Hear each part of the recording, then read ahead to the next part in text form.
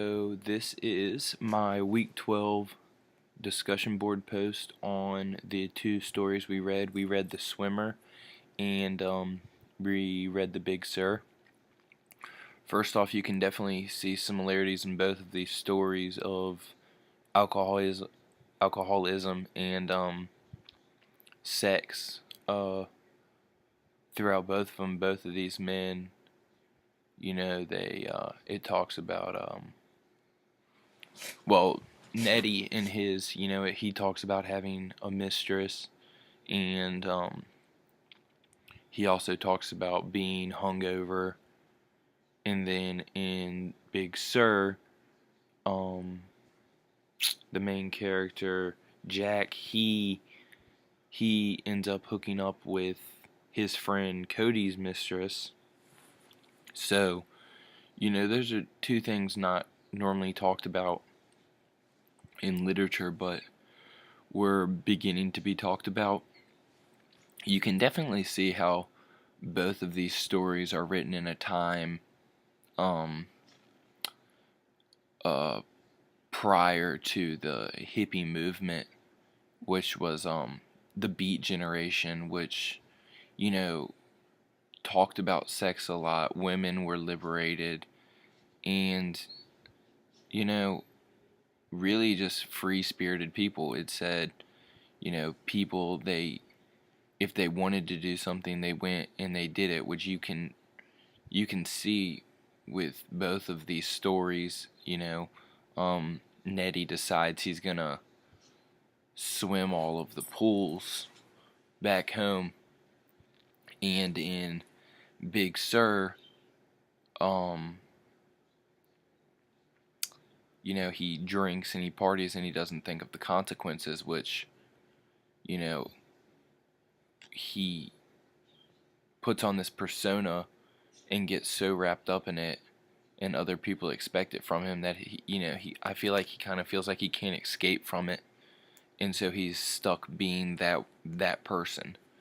Um, so we were asked, how were how were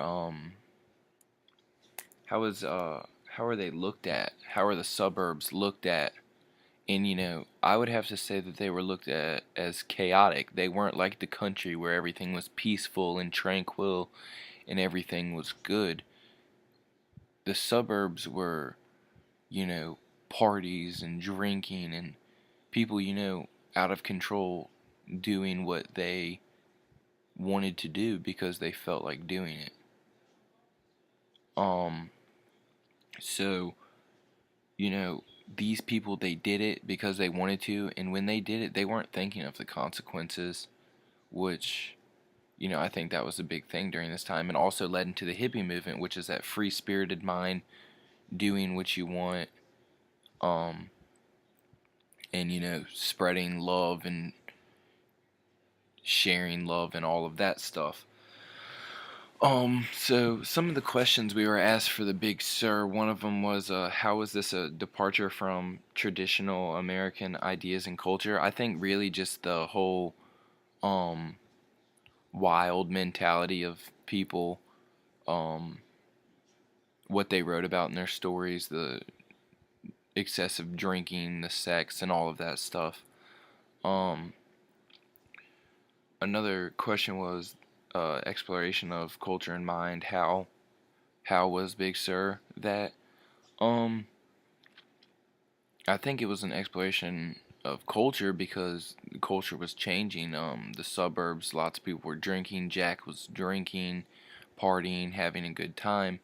But it was also an exploration of his mind because he had to deal with, um, is this what I want to be doing, and how drinking made him feel as an individual, and how Billy made him feel. So I think that was an exploration of mind, finding his path and his way and what he really wanted to be. Another question was, how can you still see Beat Society today?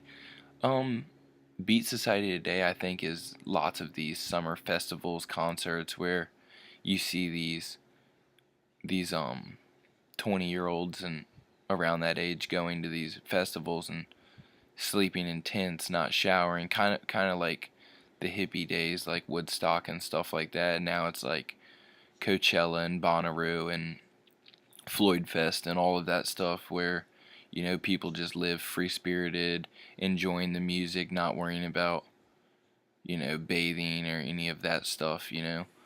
Um, the last question asked was, can you relate to Jack's internal conflicts? Um, I'm gonna interpret that as like his internal conflict of whether he wanted to live up to that persona of drinking and stuff like that, or whether he wanted to change his views to have an optimistic outlook. Which, honestly, no, I don't. I've never faced that internal conflict. Uh, I don't usually do things that I don't mean to do, and I like to think before I do things to ensure that I won't regret them. When I meet people, I'm gonna act like myself and not put on a different persona just because I'm around different people, so I don't really have to worry about that problem. But yeah, that is my week 12 post. Thank you.